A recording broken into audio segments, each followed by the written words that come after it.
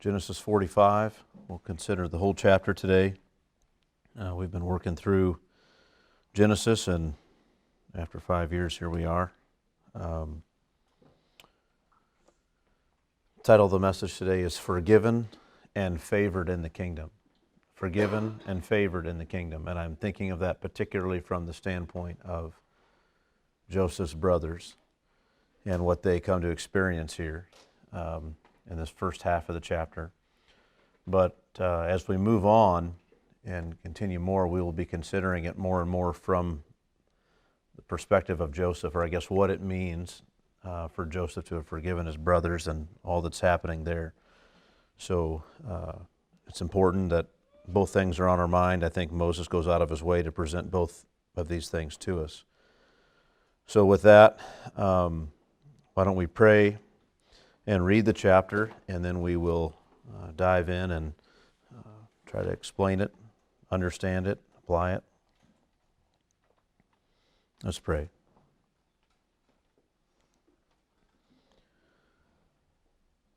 Father in heaven, here we are, gathered together to hear your word. We ask that not one word would fall to the ground.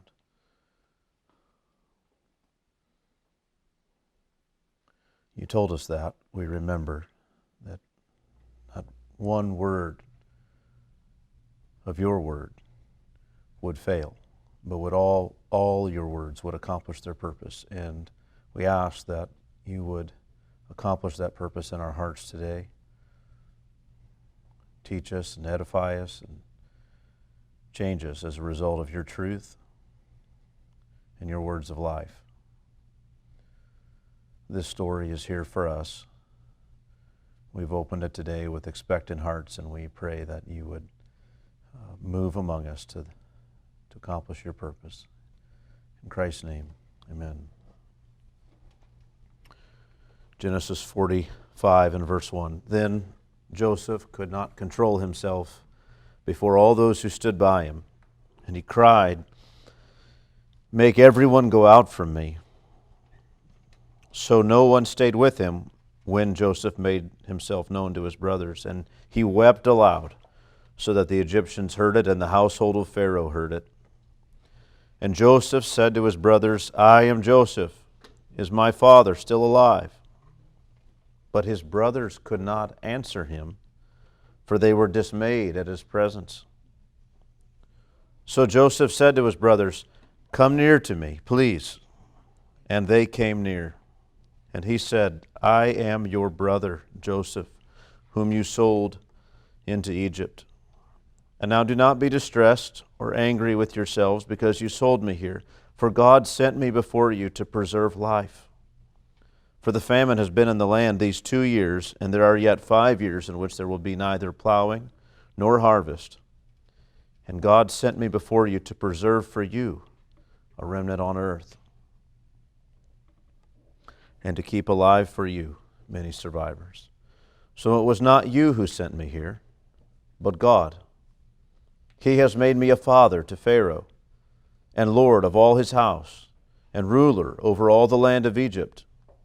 Hurry and go up to my father and say to him, 'Thus says your son Joseph, God has made me lord of all Egypt. Come down to me, do not tarry. You shall dwell in the land of Goshen, and you shall be near me, you and your children and your children's children, and your flocks, your herds, and all that you have. There I will provide for you. For there are yet 5 years of famine to come, so that you and your household and all that you have do not come to poverty. And now your eyes see, and the eyes of my brother Benjamin see, that it is my mouth that speaks to you.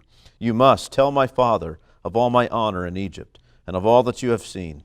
Hurry and bring my father down here." And then he fell upon his brother Benjamin's neck and wept. And Benjamin wept upon his neck. And he kissed all his brothers and wept upon them. And after that, his brothers talked with him. When the report was heard in Pharaoh's house, "Joseph's brothers have come," it pleased Pharaoh and his servants. And Pharaoh said to Joseph, "Say to your brothers, do this, load your beasts and go back to the land of Canaan, and take your father and your households, and come to me, and I will give you the best of the land of Egypt, and you shall eat the fat of the land. And you, Joseph, are commanded to say, do this, take wagons from the land of Egypt for your little ones and for your wives, and bring your father, and come. Have no concern for your goods, for the best of all the land of Egypt is yours." The sons of Israel did so, and Joseph gave them wagons, according to the command of Pharaoh, and gave them provisions for the journey. To each and all of them he gave a change of clothes, but to Benjamin he gave 300 shekels of silver and 5 changes of clothes. To his father he sent as follows: 10 donkeys loaded with good things of Egypt, and 10 female donkeys loaded with grain, bread, and provision for his father on the journey. Then he sent his brothers away, and as they departed, he said to them, "Do not quarrel on the way." So they went up out of Egypt and came to the land of Canaan to their father Jacob. And they told him, "Joseph is still alive, and he is ruler over all the land of Egypt." And his heart became numb, for he did not believe them. But when they told him all the words of Joseph, which he had said to them, and when he saw the wagons that Joseph had sent to carry him, the spirit of their father Jacob revived. And Israel said, "It is enough. Joseph, my son, is still alive. I will go and see him before I die." That's the chapter. That's as far as we're going to get today. The text divides itself, I think, easily enough into 5 sections. We'll just consider them one at a time, but just let me lay them out for you and kind of summarize the chapter quickly in that sense. First of all, Joseph reveals himself to his brothers and explains why God sent him to Egypt. That's the first 8 verses. This is really one of the most central ideas in the entire Toldot section of Genesis. You remember Genesis is arranged into 11 Toldot sections. These are the generations of. There's an introduction and then 11 sections of this is what became of what we just talked about. This whole section is what became of Jacob and all the promises that God had made him and his family, what happened. And the first thing we opened up was in chapter 37, well, they sold their brother to slavery. There was all this hostility. They hated one another. 38, Judah left the family, and Judah went on into sin and forsook everything, and then God mercifully brought him into repentance. And then we begin to see what happens with Joseph in Egypt and all that God begins to maneuver and do so that we can get to this place. This is really central to this whole section, is this idea of why God did this and the fact that God himself did it. Not only does this chapter contain kind of the central theme of this whole section in terms of what God is doing and that God moves in this way, but also it's the most emotionally charged section probably in all of Genesis. You might be able to, if you think rightly about what happens in Genesis, the beginning of Genesis chapter 2, you might compare it to that, where God, having finished His creation, is satisfied and sanctifies it unto Himself and rests in it, and all creation joins Him in this rest. The emotional high that must have been for all things is probably higher than this. But this is, other than that, this is it. It takes the cake. There's nothing as charged emotionally as this. No prayer is made. I mean, the desperation of mothers in the wilderness with their sons as they're dying is not still as emotionally charged as this. It's incredible. There's nothing like it in all of Genesis. That's the first. The chapter contains that, but this first section is, again, he reveals himself to his brothers and explains why God sent him to Egypt. The second section, verses 9 through 15, Joseph gives instructions to bring the family of Israel to Egypt, and he fully reconciles with his brothers. So there, in this portion, Joseph continues this emotionally charged words to his brothers. He instructs them to bring a message to his father, inviting his father to Egypt and offering him support and supply and security forever, for the rest of his days. And in doing this, his emotions cannot his emotions cannot stop from being stirred. They're continually stirred. And finishing all this, once he finishes with what he wants them to do for his father, he weeps on his brothers in turn and speaks with them for some time. Then verses 16 through 20, we have Pharaoh gets word of all this. Remember, the household of Pharaoh had heard this emotional reunion between Joseph and his brothers. And the whole household, it says, is pleased at the news. And so Pharaoh then puts his seal and blessing upon Joseph's plan to send for his family. And Pharaoh did stress that his own desire to give them the very best. Joseph had done so much for him, had preserved their whole country, and so many things, and so he wants to honor him. And this man has his brothers and his family. Come, let them come down. I'll give them the very best that I have. It's theirs. Fourth section, verses 21 through 24. Joseph sends his brothers back to Canaan to bring his father. Joseph gave his brothers gifts and provisions for their journey.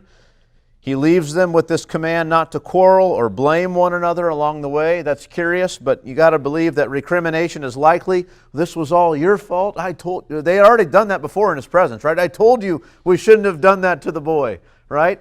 These sorts of things. There had already been blame shifting for some time now, and he reminds them, don't do that. The temptation having come, and now you're going to have to, there's no way to tell Father the news without telling him what we've done and all that's happened. And so let's not posture ourselves for who's got fault and blame shift. We all did it, minus Benjamin, but we all did this. And so we're just going to have to come out with it. Don't quarrel along the way. You could imagine how counterproductive a quarreling spirit would have been for Joseph. He wants to send his brothers back to his father Jacob with this message of reconciliation and hope and trust and security and love and reconciliation. And instead, if his brothers show up and they're arguing, this just ruins the whole thing. There's nothing but good tidings here. So don't quarrel. Last section, verses 25 through 28. The brothers come to their father Jacob and tell all the news. And now while he did first not believe them, Jacob didn't believe them, they won his confidence over what had to be a very lengthy period of show and tell. Right? Tell him all about the things that Joseph said and show him all the things that he's brought and all the questions and the things that must have gone on. You know, it wasn't like it was a 10-minute deal. Look at all the stuff and, yep, he said it was him, so let's go. It was way more than that. Probably hours. This probably went on through the night. It may have lasted for days even. It's amazing. Jacob then is moved deeply and agrees to go to Egypt to visit Joseph and to see him. So that's how it all divides itself up. Now, let's just dive in and begin to really consider what we see. This first section, Joseph reveals himself to his brothers, verses 1 through 8. Let's look at these first two verses. Then Joseph could not control himself before all those who stood by him. He cried, "Make everyone go out from me." So no one stayed with him when Joseph made himself known to his brothers. And he wept aloud so that the Egyptians heard it, and the household of Pharaoh heard it. When it says, then Joseph could not control himself before all those who stood by him, the idea is that he realized that he was not going to be able to give full vent to his emotions and to reconcile with his brothers like he wanted. All that was in his heart to do, he couldn't do and remain composed. And he knew that. And just like any other time, when we read about that Joseph wept, he was before his brothers and he wanted to keep up a certain appearance. He wanted to keep up the charade so that he could continue testing them to see what was in their hearts. And he got overwhelmed with emotion, and that was going to mess things up. And so he had to leave, and he wept. And then he came back and carried out his plan. This time, his plan includes them. He wants to reconcile with them. But as ruler of Egypt, it's not going to be appropriate for all these Egyptians there and to just watch him just melt in this way. Moreover, it's so personal and intimate between he and his brothers that he just doesn't want them around. It's just him and them. Right? You know what that's like when maybe you've wronged someone or they've wronged you in some situation And there's a sense in which maybe if there are people around, it's okay to have some of this conversation. But honestly, to really bring this thing to its full resolution, it just needs to be just you and just me, or just him and just them. It's just so personal. The kinds of things that are going to be expressed here are not other people's business. But it doesn't say, so Joseph, in the interest of privacy, told them to leave. He was so overwhelmed he couldn't control himself. He knew the dam was going to break in just a few moments. And so he cried out and he said, "Make everyone go out from me." So those people who attended him, who served him, who took orders from him, who were regularly in his presence, he said, out. The household servants and slaves, all of them are outside the walls now. So no one stayed with him when Joseph made himself known to his brothers. You could imagine how that must have appeared to these servants. Everyone out. Come, men, out. No, they stay. What? How strange that would have been. But this is what happens. This time he seeks the company with his brothers, not because he was so sad, but because his emotions for them are so strong. And all that his emotions over all that he's been through, these run so high and so deep, there's simply no way to put all these things on the table and not be overcome with emotion. And that would be hard to deal with in and of itself. But there's more than that. There's also, just think of this, he had just heard his brother Judah play the man and be something he'd never been before. Walk in love and devotion to his father and to his brothers. The men are changed men. They are remorseful over their sins. They've proven that. They're now the sort of men who seek to make restitution when they've got surprise money that belonged to somebody else. They came and brought it back.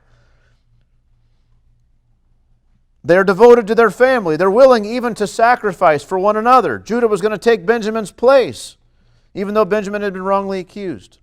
And so Joseph seeks a private audience with his brothers, no doubt, no longer using an interpreter for the first time, but speaking to them directly with them in their native tongue. The idea of that Joseph's weeping, however, was so loud that the household of Pharaoh heard it is, in my mind, not what we ought to think. Now, certainly Pharaoh's house and Joseph's house were close enough that they could conveniently, servants could go pass from one place to another. But the idea that Joseph was wailing so loud that, way down there they were hearing it is possible, but I don't think likely. I think the idea is something different. As we read on in the story, look at verse 16. And when the report was heard in Pharaoh's house. When the what was heard? The report. Right? Now, I can also tell you that my Bible, and probably yours also translates it report, but the actual word is voice, so I can't say too much here. When the voice was heard, when it was heard, okay, when this was heard in Pharaoh's house. But listen to what it says. Joseph's brothers have come. They didn't hear Joseph say, Joseph's brothers have come, as he was weeping. They wouldn't have known Joseph's brothers have come because he wept. It was more than that. So it's not just that they heard him screaming. So here's what I want to say. I believe that verses 1 and 2, the second half of verse 1 and all of verse 2, are kind of summary statements about what was happening outside and what was happening inside Joseph's house. What do I mean? So no one stayed with them when Joseph made himself known to his brothers. Well, that's everything that happens from now to verse 15. He made himself known to his brothers and gave this command of what they should do. No one was inside. But during that time, there was some weeping. And we actually read specifically when the weeping happened. And during that time, this weeping happened. And it was allowed. And the Egyptians actually, who were put out, and some of those people of Pharaoh's household who were put out, were kind of eager to listen in. They shouldn't have been, but they were eavesdropping. And they heard that it was Joseph's brothers, and they thought, what? They couldn't believe it. And then they heard the emotional upheaval and thought, this is a big deal. And they went immediately and told the big deal to Pharaoh and all those who were left in Pharaoh's house proper, and reported it to Pharaoh that not only had Joseph's brothers come, but Joseph is pleased they've come. He's delighted they've come. There's some sort of there's things that have happened between them. Evidently they were the ones who sold him here. Maybe some people didn't know that, right? And he's forgiven them. And he's told them to come down. And Pharaoh hears the report and says, yeah, bring them on. So I don't think it's likely that they just heard the yelling and the crying and thought and concluded all of this. Pharaoh got the report, which is why I think it's a faithful translation to say, when the report was heard in Pharaoh's house. And so when we look at verse 2, we shouldn't just think that the screaming was this loud. It certainly would have been loud. It was uncontrollable sobbing, but it was not, on a bullhorn, or up on the tower so that the whole city could hear. It just happened to be such that people outside could hear. It was emotional. There was a lot happening. I hope that doesn't diminish in your mind the emotional nature of what's happening here. I'm not trying to do that. I'm just trying to make sense of the text. So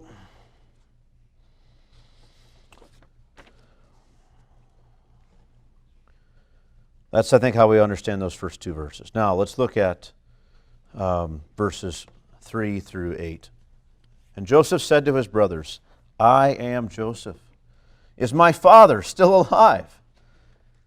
But his brothers could not answer him, for they were dismayed at his presence. So Joseph said to his brothers, come near to me, please. And they came near. And he said, I am your brother Joseph, whom you sold into Egypt. And now do not be distressed or angry with yourselves because you sold me here. For God sent me before you to preserve life. We'll stop there just for a moment. In the first part of his speech, Joseph reveals himself to his brothers and explains why God sent him to Egypt. Never had they mentioned Joseph by name before to who they thought was this Egyptian ruler. They just had talked about their brother. But now, Joseph says, I am Joseph. And you can imagine, remember, they are of the impression that this man is a diviner of sorts, and he can find out mysteries and he can access hidden knowledge because of the way he divines things. This was the reputation that Joseph had. He can interpret dreams, and he has the gods speak to him in ways that they don't speak to the rest of us. And so this was his reputation, and he says, I'm Joseph. And you think, well, okay. But now he says, look, I am Joseph. Is my father still alive? And so they would be surprised. This Egyptian claims not just to know about Joseph, but to be Joseph. You can imagine the shock and surprise of his brothers at the news. Is it really true? They're dismayed at his presence. That is, we could say this, they simply cannot believe their ears. They have just been, remember in the last chapter, bowed down, prostrate on the floor in order to plead with this ruler for Benjamin. Then Judah had spoken with him, and now this fearful ruler of Egypt drops this bomb on them that he is in fact Joseph. Is my father still alive? They didn't expect that. You can imagine now that he's speaking to them in their native tongue, that voice, that language, those features about his face all at once would just strike upon them and think, maybe it is Joseph. What else would come? The remembrance of their crimes against him, the absolute power he now has, the justice that revenge would be, as they themselves have been saying, God has found out our crimes, our sins, we deserve to be slaves. This would rush upon their minds. No wonder they were silent and very troubled and unable to speak in his presence. And Joseph said, come here to me. Come near, please. You ought to try and imagine the scene in your mind's eye. Moses tells us that he said to them, come near to me, please. Why is he telling us that? Well, evidently he wants us to know they weren't near, right? So what I'm saying is I think we have every indication that we should picture this in our minds and try to imagine what the scene looks like. That is, he's on one side of the room, no doubt near his royal seat, maybe standing in front of it, where he judges and rules. They, however, were across the great room, on the floor, as they had been, with jaws open, utterly dismayed at what they were hearing. Were they looking up? Were they not? Were they looking at one another? But jaws have been dropped. No doubt they were expecting the worst, but somehow, as they look at him, they read his expression of his face and the tone of his voice as, despite all that they believed, as somehow welcoming and warm and inviting. That the come near is not a threat, but an invitation. They can sense it somehow. And so they obey the call, and they hesitantly stood and walked to him, or perhaps even crawled, as people respond sometimes in unusual ways when they are dismayed. It's very possible. You could imagine some getting up and walking, some crawling, and then halfway realizing that the rest are standing, or something like that. This was very likely what happens.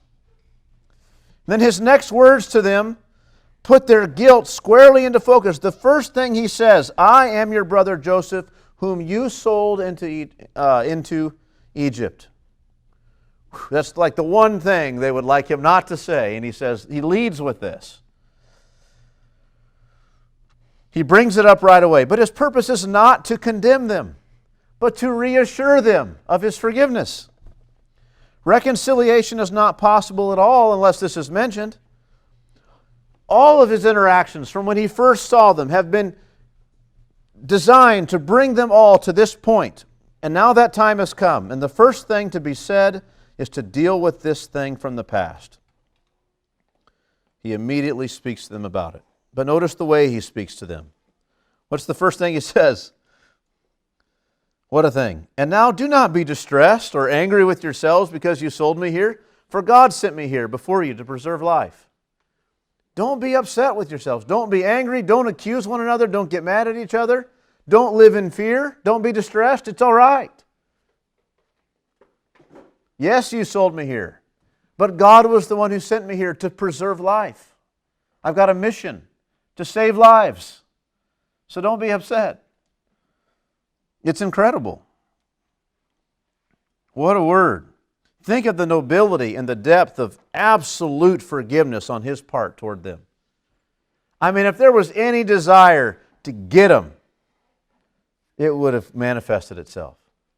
He would have let them squirm for a while. And you might say, well, he let them squirm earlier, but that wasn't about that.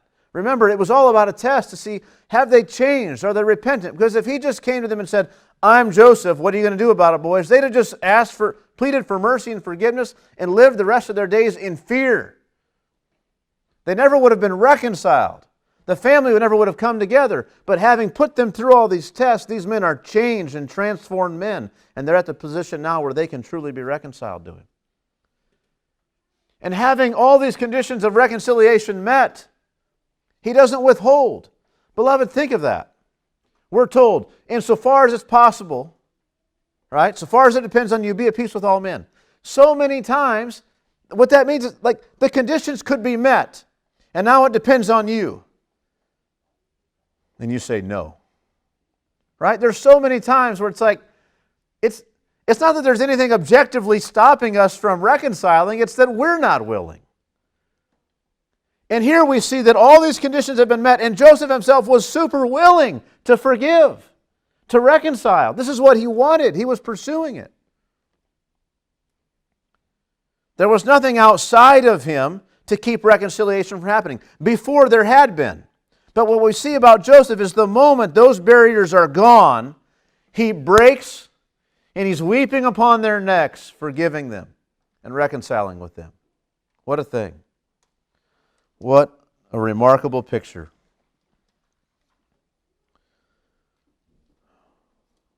He has every reason to punish them, but his heart is not in that. He has been pursuing reconciliation this whole time, and now it is finally possible. He's overcome with emotion at that fact. All of the words you read about from Joseph in this first speech, you ought to imagine as coming through tears, through emotional pauses, through sudden breathless heaves of emotion. He's not sobbing all the way through this, but it is emotional. It is charged. He's sensing his emotions rising to an uncontrollable level. He sent people out, and then he did the business about which he was so emotional. And you ought to imagine just tears coming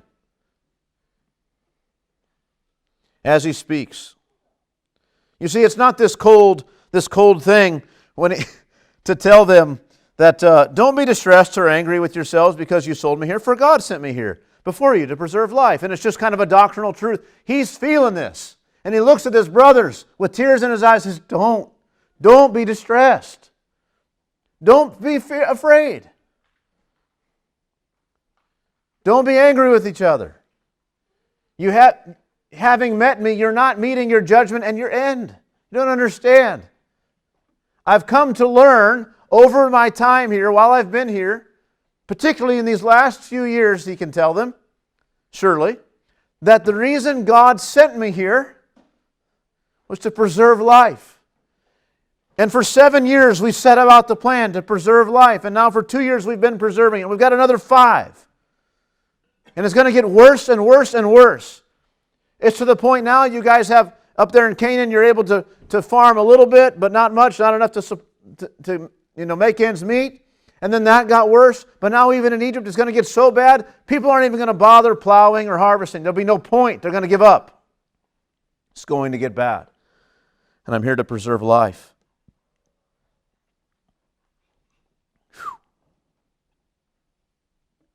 He has no desire that his revelation to them of who he really is would cause them greater distress and fear. He seeks to reassure them. He's already made peace about all this. He's come to know that God was the one who sent him to Egypt. God's purpose was to preserve life during the famine. The famine had been, again, bad enough to send them to Egypt twice now. And there are 5 more years. They're only 2 years in. They're hard years, but they've been the least hard of the 7. And they've had to come to Egypt twice to get grain. They're not going to make it. What a thing. It says, you sold me down here, but God sent me. You fear my revenge. But that you don't understand. God sent me down here not just to preserve life, not only to preserve the people of Egypt, but now to preserve the family of Israel, to bless you and your children. I am to preserve for you a remnant upon the earth. Let's look at the verses. Verse 6, for the famine has been in the land these 2 years, and there are yet 5 years in which there will be neither plowing nor harvest. And God sent me before you to preserve for you a remnant on earth, and to keep alive for you many survivors. So it was not you who sent me here, but God. He has made me a father to Pharaoh, and lord of all his house, and ruler of all the land of Egypt.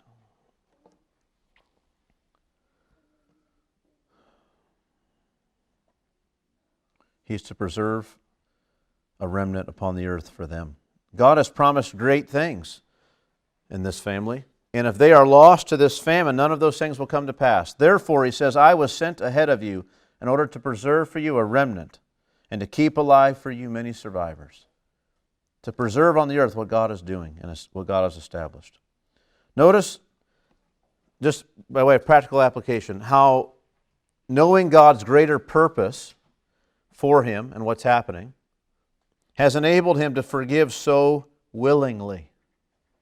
Right? Fear not, because God sent me here for this other purpose, he says. His attitude to the wrongs of others is so different because his confidence and trust in God is so great. He ends with this. He says, I have been honored above all in Egypt in order to ensure that all these things happen. What he mentions his honors. He says, I'm father to Pharaoh.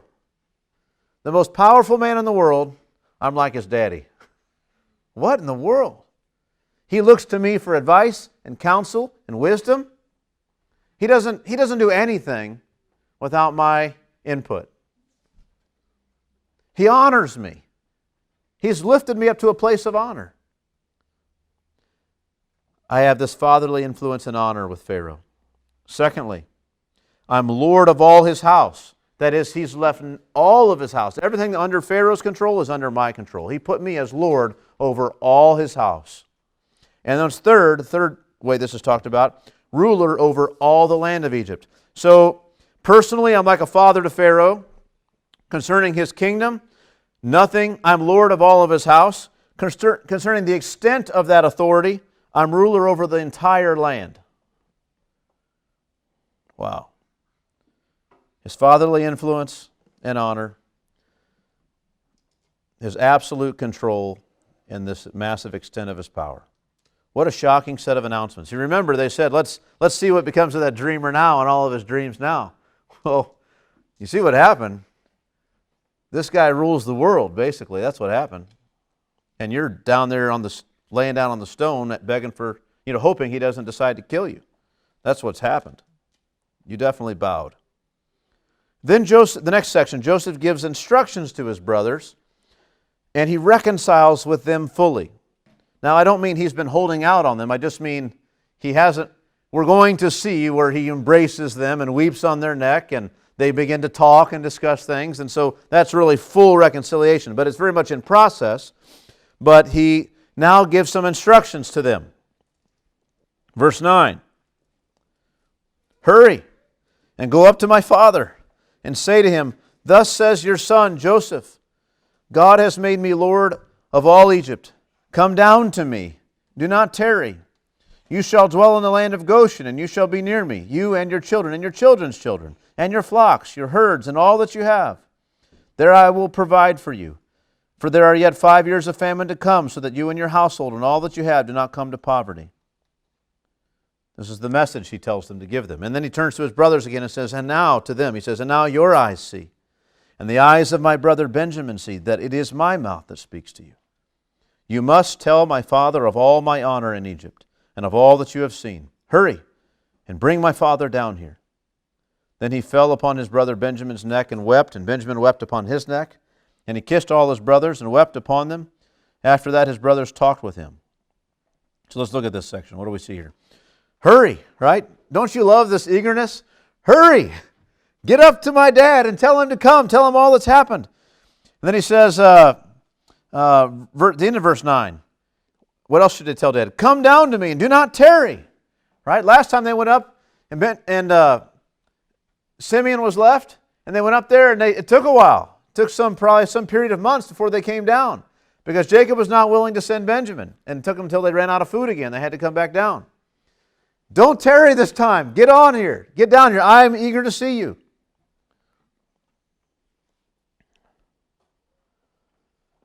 I lost my dad last year, and we were close. And I can promise you, if I heard he was there, he was alive, I'd be eager. I wouldn't tarry. I would go to see him. And this is Joseph. He says, is he really still alive? Go get him and bring him down here. Tell him to hurry. No matter whatever his concerns are, get him down here right away. He commissions them to pass on a very specific message to Jacob. There's a difference here that's very interesting. When Joseph revealed himself to his brothers, he spoke to them first about, look, this is who I am. This is what you've done. I want you to know it's all forgiven. God had a purpose in it. And he sent me down here. And the result is I've been exalted, and I have all this authority so that I can bring it about. Imagine if he had led opposite. I am Joseph, and I am in charge of everything. Nothing happens here but my say-so. I'm father to Pharaoh. I'm Lord of the whole land. I'm ruler of the nation. Like the fear that would have just continued to build. But he leads to them with reconciliation and forgiveness and love and God's purpose. He explains it to them. And then he says, now here's what's happened so that I'm in a position to bring it about. But with his father, he says, tell my father of all my honors here in Egypt. He leads with that. But I think the difference there is Dad thinks I'm dead. Tell him I'm not dead, but I'm not just not dead. Tell him of all my honors. Tell him what's become of his dear son. He leads for both groups. He understands what they most need to hear. When they hear that it's Joseph, his brothers, they are terrified. They're going to be slain. And he just gets that right out of the way and deals with their fear. His father believes he's dead and has mourned his loss for these last 22 years. And now he's going to be told, not only is he not dead, he's been highly honored. Those dreams that he had came true. I can't believe it, Dad. We all doubted him. I mean, I know you kind of thought about it for a while, but you rebuked him too. You didn't think it would happen, but it's happened. Let's go see him. He's eager to have you with him. And so he leads with that, with his father. This difference in his condition makes all the difference, and therefore there is now this call to action. Come down to me. Don't tarry, don't delay. You see, Joseph is not free to leave Egypt on personal errands. Yes, he rules Egypt, but he rules it in stewardship for Pharaoh. Pharaoh's given him a task, and he's supposed to run this thing with all the grain and all that's happening there so the nation survives. And so he can't just leave. And so he says, you guys, go get him. Go get him. He has authority to bring his family to Egypt and take care of them, but not to leave.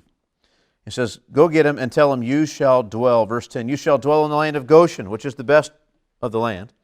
And you shall be near me. I'm going to put you in a place that's right near to where I am. You and your children's children, and your flocks and your herds, and all that you have, I'll provide for it all. Come. There I will provide for you. Look at that, verse 11. There I will provide for you. For there are yet 5 years of famine to come. I will provide for you. What's the purpose? So that you and your household and all that you have do not come to poverty.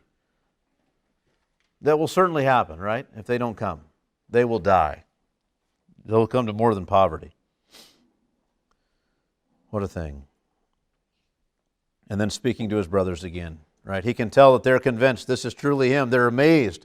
He appeals to them as his brothers to carry out his command. Right? You must tell my father. Your eyes see, and the eyes of my brother Benjamin see, that it is my mouth that speaks to you. You must tell my father of all my honor in Egypt, all that you've seen. And they do this. And he tells them, hurry. And then this strong weeping begins. He fell upon Ben's neck and wept.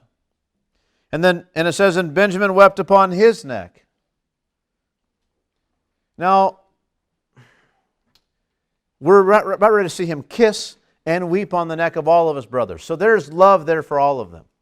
But there's a difference with him and Benjamin. Because the entire time he was living with his brothers, it was always all the brothers and Joseph and then young Ben. And they were separate. They were treated different by their dad. Everything was different. It was us against them. At least that's the way the brothers saw it. They were hostile to him. They couldn't even speak a word to him. And so naturally he and Ben are so close. They're full brothers. Right? It's his only full brother.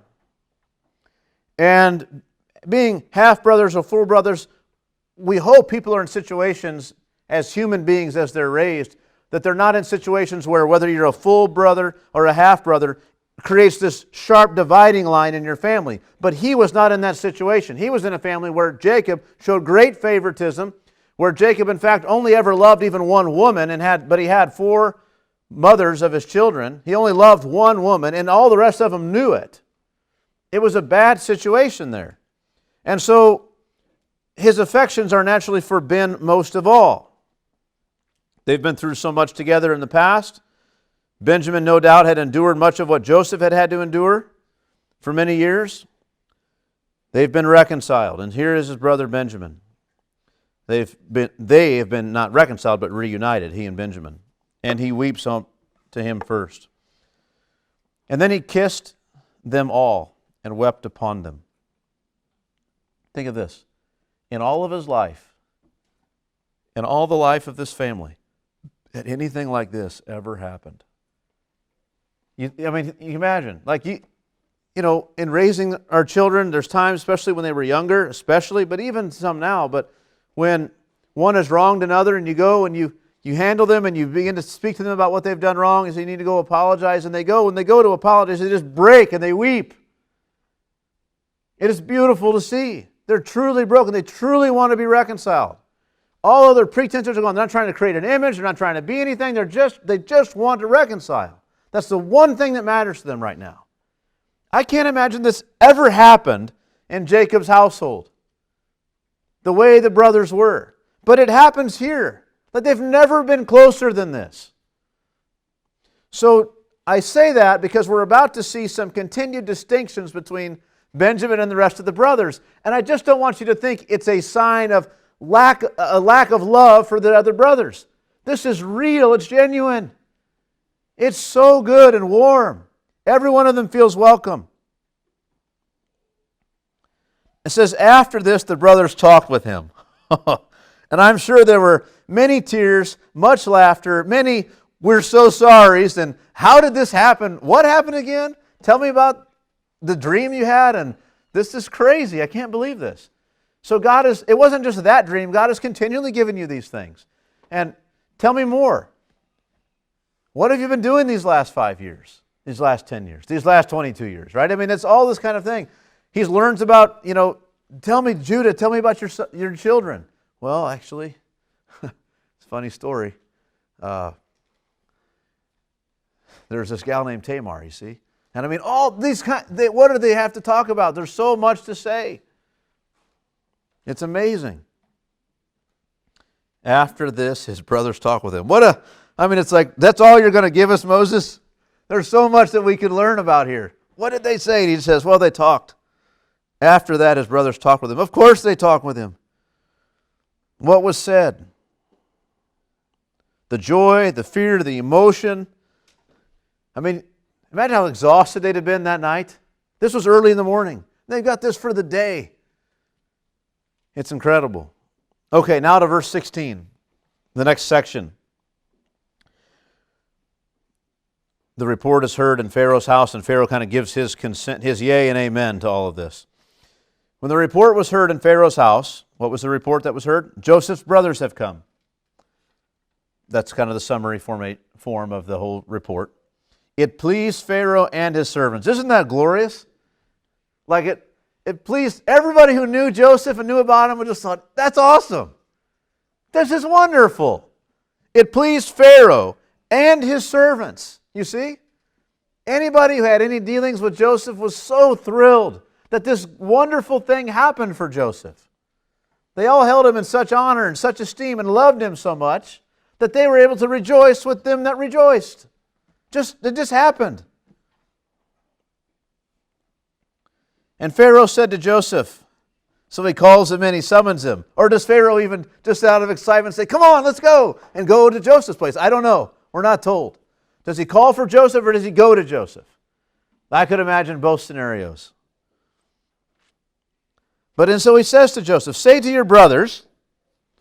So he tells Joseph, now I'm commanding you to command them, right? You say to them, quote, do this, load your beasts and go back to the land of Canaan and take your father and your households and come to me, and I will give you the best of the land of Egypt, and you shall eat of the fat of the land. That's one command. And then he's like, wait a minute. I'm going to do one better. And you, Joseph, are also commanded to say, do this, take wagons from the land of Egypt for your little ones and for your wives, and bring your father and come. Have no concern for your goods, for the best of all the land of Egypt is yours. All right, so the voice was heard in Pharaoh's house. The report came. Joseph's brothers have come. And Pharaoh and his servants are all thrilled at the news, and Pharaoh decides he's going to issue a command. And he comes to Joseph, or Joseph comes to him. He gets face to face with Joseph and says, all right, tell your brothers, here's the command. I, Pharaoh, am giving you this command. Require of your brothers that they do this. Load up all their beasts, go back to the land of Canaan, get their father and their households, everything they've got, and come here to me, Pharaoh says. Come to me, and I will give you the best of the land of Egypt, and you shall eat of the fat of the land. And you, Joseph, are commanded also to say, do this. And this is what's peculiar, all right? Take wagons. Get you some wagons. And it's like, what does it matter about the wagons? Why is that separate? Take wagons from the land of Egypt for your little ones and for your wives, and bring your father and come. Have no concern for your goods, for the best of all the land of Egypt is yours. So first he tells them, go up there, get your dad, get all your household, which would be all your stuff too, all right? And get it all and come down here and I'll give you the land, the best of the land. Then he said, when he comes and says it again, he says, actually take wagons from the land, get all your little ones, your wives, bring your father and come. And you don't need to bring all your stuff. I'll give you everything we've got. So,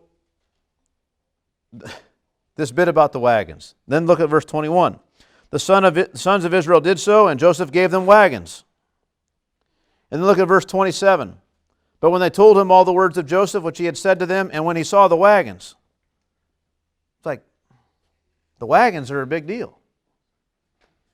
These aren't just wagons like you might find in Canaan. These are refined Egyptian wagons. Right? These are, I don't know, Cadillac Escalades. Right? They're not just a bus. Right? Get them on something and get them down here. This is nice. This is the best stuff. This is the kind of thing that when you see the wagons, you're convinced. Right?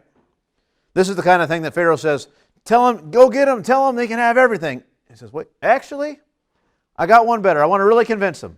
Get the wagons. Send the wagons. There'll be no arguing about the wagons. When he sees the wagons, he'll know. And Joseph says, yep, get them wagons and let's get them loaded up. It's just peculiar that it's such a big deal. But we just ought to understand it that way. Moses mentioned it 3 times to us. It was Pharaoh's second thought. Joseph was careful to do it. And it was one of the many things that convinced Jacob of all of Joseph's honor. So, notice Pharaoh's eagerness to welcome those that belonged to Joseph. Why is this all reported here? What does it really matter how involved Pharaoh was? Well, it will come out a little bit later as it's helpful to know that Pharaoh had this view of Joseph and treated him this way and welcomed his family in this way, because later when Jacob comes down, Jacob blesses Pharaoh. That's another big deal. But also, it's important to know, for the people of Israel to know, almost as an apologetic, as a defense to the nation of Egypt later, when the Egypt can say, you took all this stuff, you came down here, you kind of became great, and then you left with all our things and all this sort of thing. He can say, look, Pharaoh himself commanded us to come down and commanded that we be given the land and commanded that we be preserved from the tax that all you have to pay for your food, right? That comes out here a little bit later. The famine gets worse. People are selling everything, but not the people of Israel. They're living high on the hog and the best of the land provided for by Joseph. They don't pay tax because they're provided for by Joseph.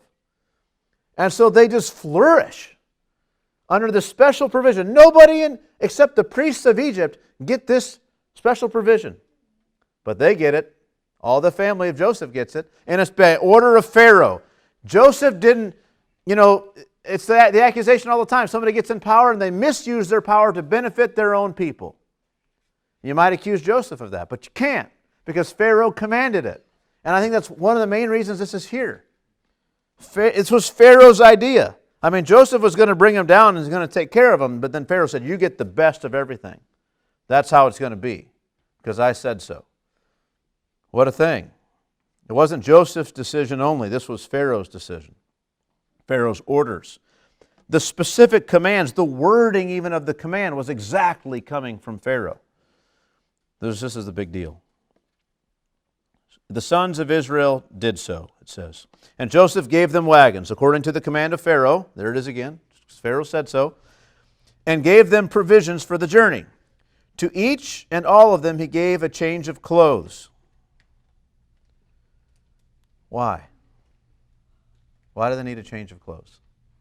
I think there's a lot going on here. These are probably the finest garments they've ever had. They might even be long robes. Colorful robes like he had. I mean, these come right out of the palace. And they get clothed in these things. How would that feel? What would you think if you were those brothers? And now Joseph, the last time a garment traded hands between you and Joseph was when you grabbed it and ripped it off of him. And now he comes with the finest garments you've ever seen and he says, here, this is for you to wear. I'm providing for you. What a powerful message of reconciliation, of forgiveness. It's so good. But more than that, think of this. They need new clothes. Why do they need new clothes? Does anyone tell me? Remember? They tore them. Last chapter, when they heard and they found out that Benjamin had the cup, they didn't just say, well, sorry, Benjamin. Too bad for you. We're going home. The guy said we could leave.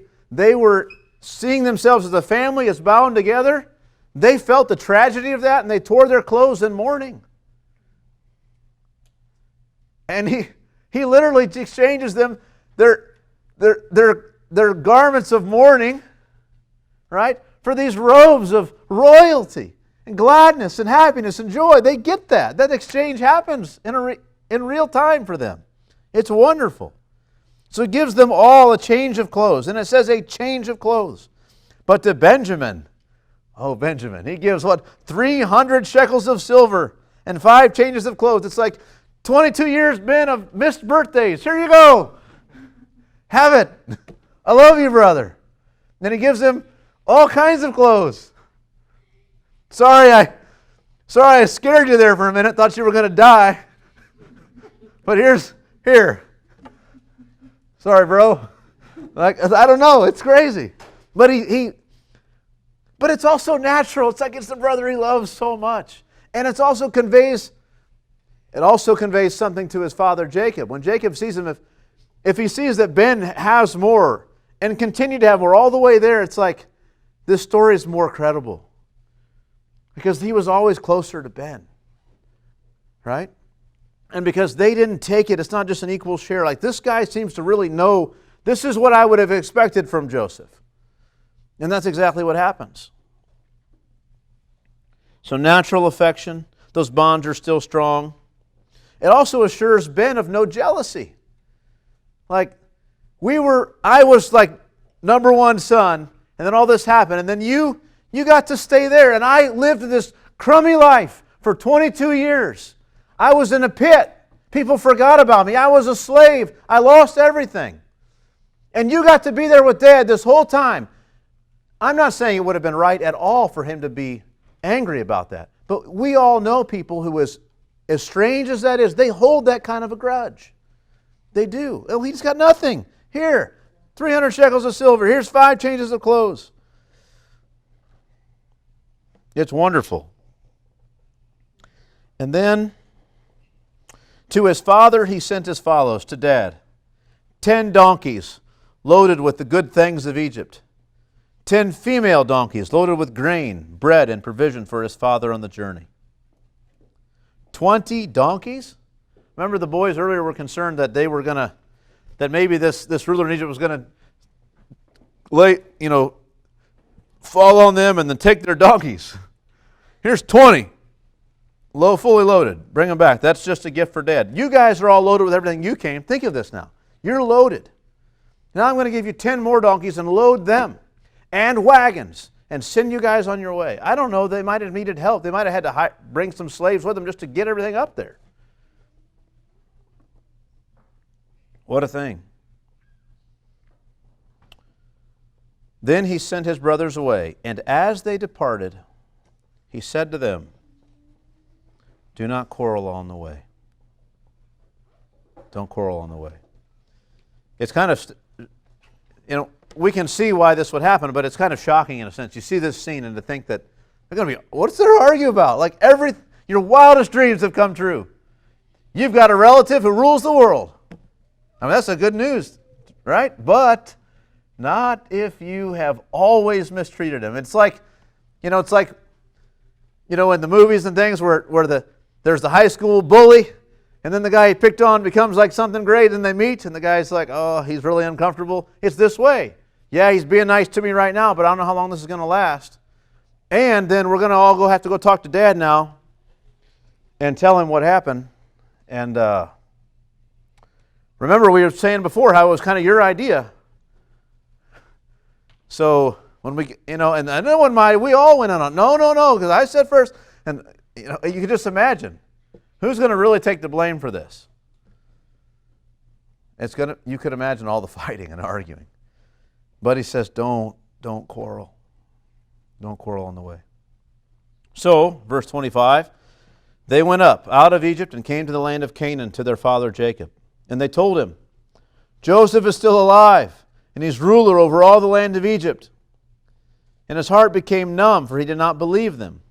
But when they told him all the words of Joseph, which he had said to them, and when he saw the wagons that Joseph had sent to carry him, the spirit of their father Jacob revived, and Israel said, it is enough, my son, Joseph, my son, is still alive. I will go and see him before I die. Now, the way it's written, I think we have to envision it something like this. The boys are coming.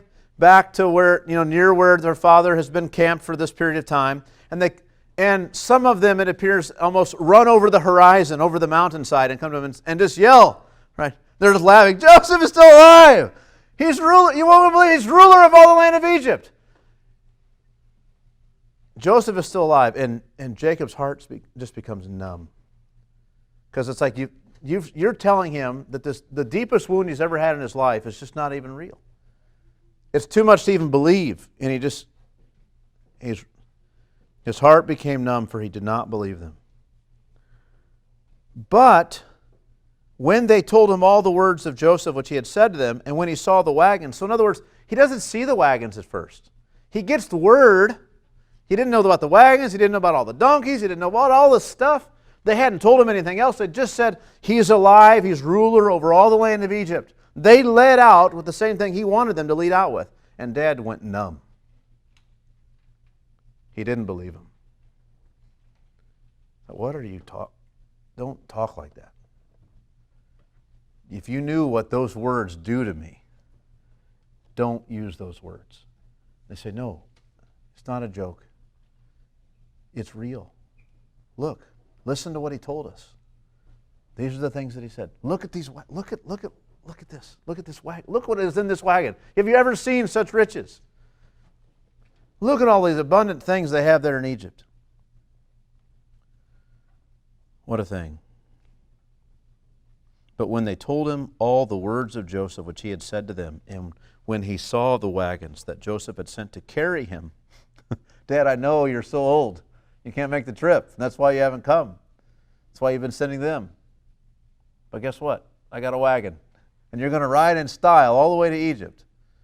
And we're going to welcome you. And you're going to live in the best house, in the best land, with the best garden, with the best fields, with the best water, the best clothes. And if you'll have me back, the best son. Right? I mean, this is the way it is. Come. It's amazing. When he saw this, the spirit of their father Jacob revived. And don't minimize that. Revived. For the first time in 22 years, it revived. It revived. And Israel said, and they've been calling him Jacob, Jacob, Jacob, Jacob now. And now it says, and Israel said, it is enough. Joseph, my son, is still alive. I will go and see him before I die. Now, just by way of conclusion and application for all of this, how great a picture is this of our Lord Jesus Christ when I think of Joseph. Notice first his great eagerness to forgive, his unwillingness to see his brothers continually dwelling on their past sins and their guilt before him. It's done. He's not out to make them grovel, but to rejoice. Right? He's not out to make them grovel. He's out to make them rejoice. He's come to see them rejoicing. John 3:17, right? For God did not send his Son into the world to condemn the world, but in order that the world might be saved through him. He's not there to make them feel their guilt primarily. They needed to feel it. He needed to know that they felt it. They were remorseful. But when the reunion came, it wasn't about, now you can recall and just live in and dwell in the guilt of all that you've done in your past. It wasn't it. Now it was time for rejoicing. He was sent to save life. He offers forgiveness upon repentance.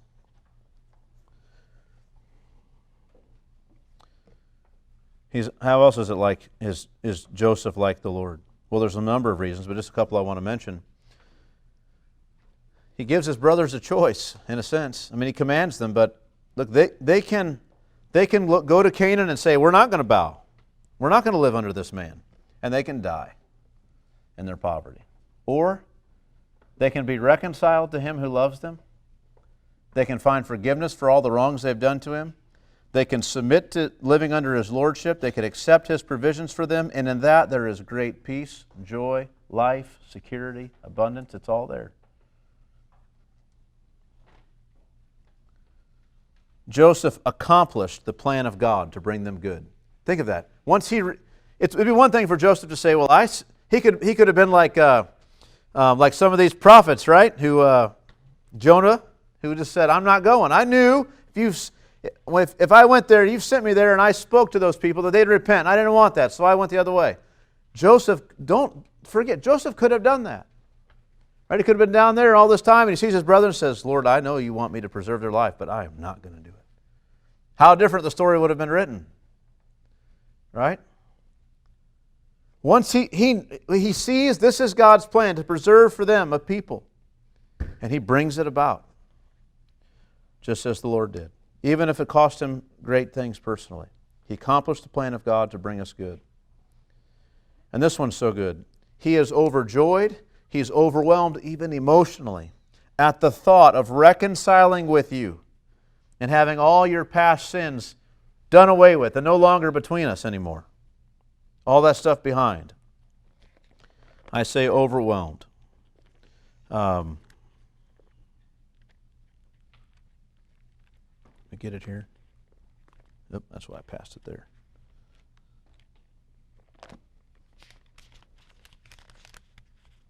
Zephaniah chapter 3 and verse 17. Right, famous text.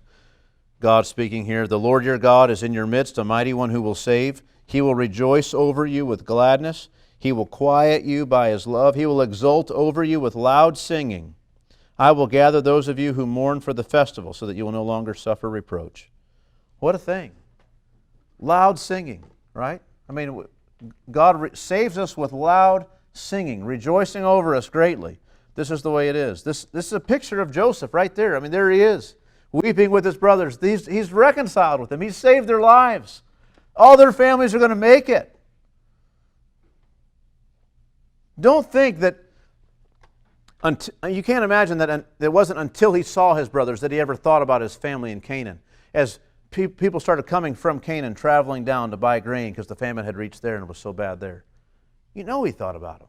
I wonder how they're doing. Well, they're all going to live now, right? I mean, it's like the Lord tells in these parables, right? The lost sheep. This man loses the sheep, and he goes and he finds it, and he brings it back rejoicing. The woman has the coin that she's lost, and she's sweeping, and she's calling her neighbors, help me find it, I've lost it. And she finds it, and she rejoices. Or that father who loses the son, and he comes back, and the father runs to meet him, right? This is the way it is. What does Jesus tell us at the end of those parables?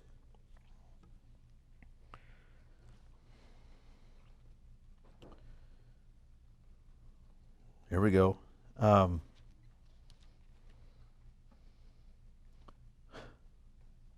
It was fitting to celebrate and be glad, for this your brother was dead, is alive, he was lost and is found.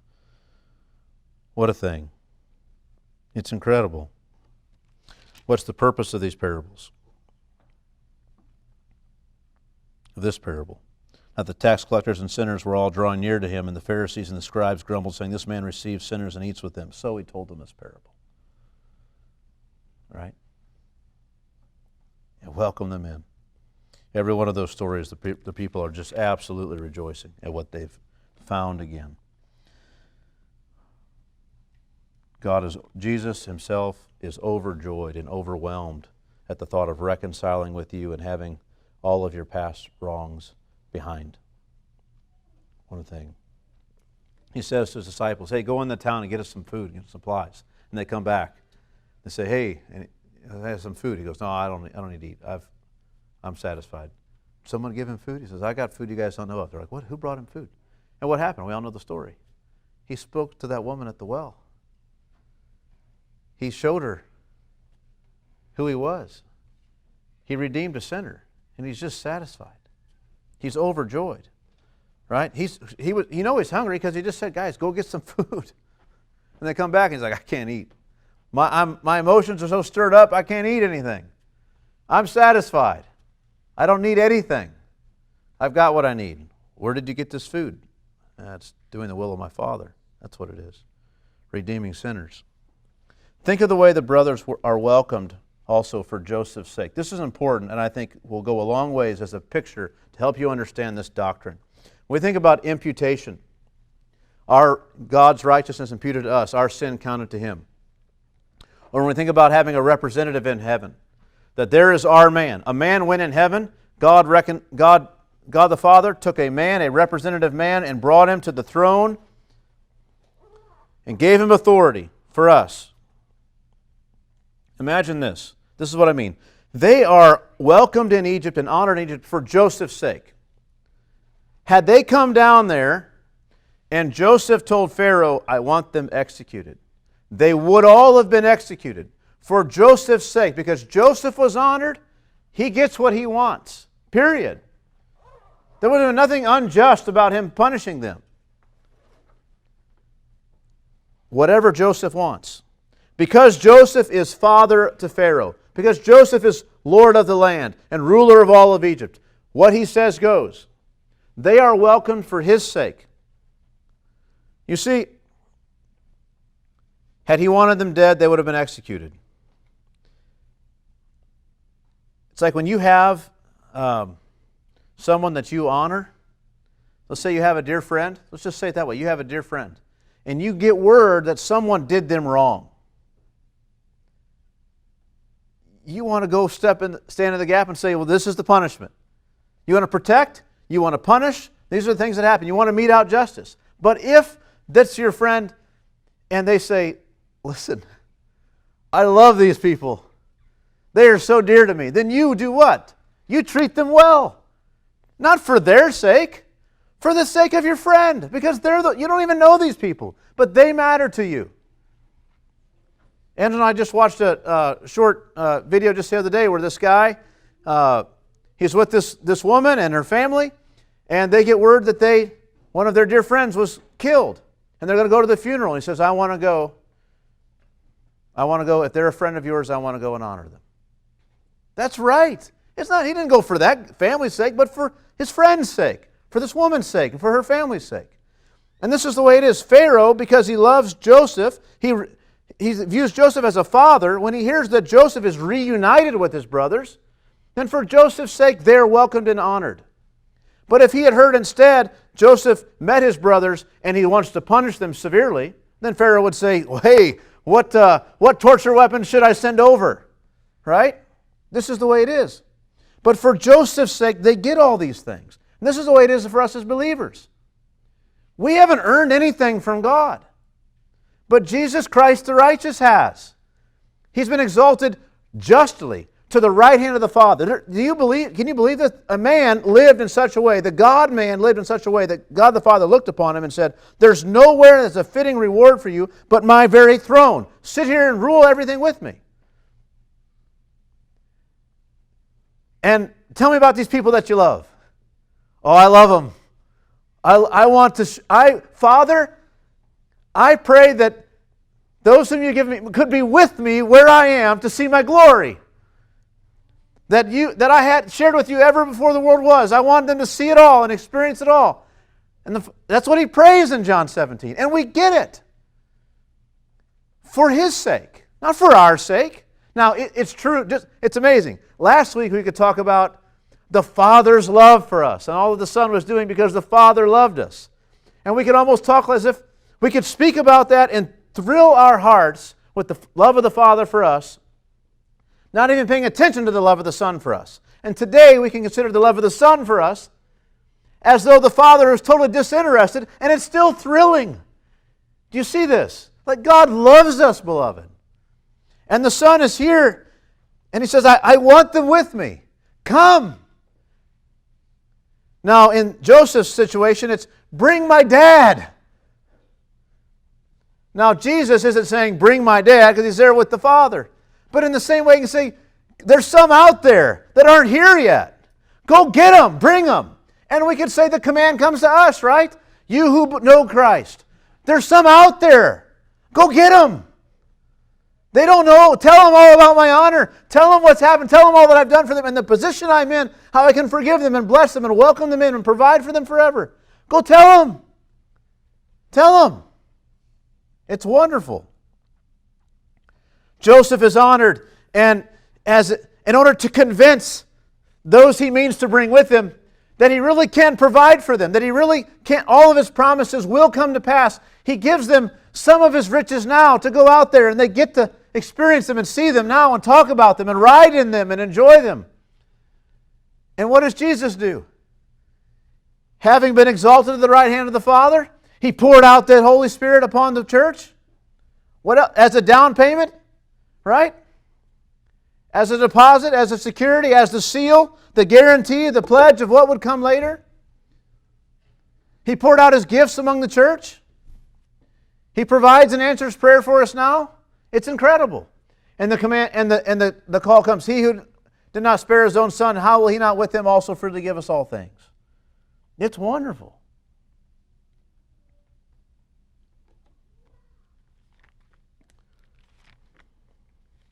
John 14. We'll end with this, verses 2 and 3. In my Father's house are many rooms. If it were not so, would I have told you that I go to prepare a place for you? And if I go and prepare a place for you, I will come again and will take you to myself, that where I am you may be also. This is wonderful, beloved. Like Judah's a picture of Christ. Joseph's a picture of Christ. In Judah we see the tremendous love of the Father for his lost sons, that Judah is willing, who became his willing servant, is willing to give his life if he might satisfy his father. That failing here to provide for all, to secure the safety and the life of all of the father's sons would bring the father to death. He couldn't stand it. And here we see how much Joseph longs to be reunited with his brothers, how willing he is to forgive, how eager he is to use all of his honor for their good. He's totally selfless. It's amazing and wonderful. Well, there are many more things that we could say about this chapter that would thrill us as well. Many more texts and verses we could look at. We go right along this same theme that maybe should have been read instead. But what a picture this is.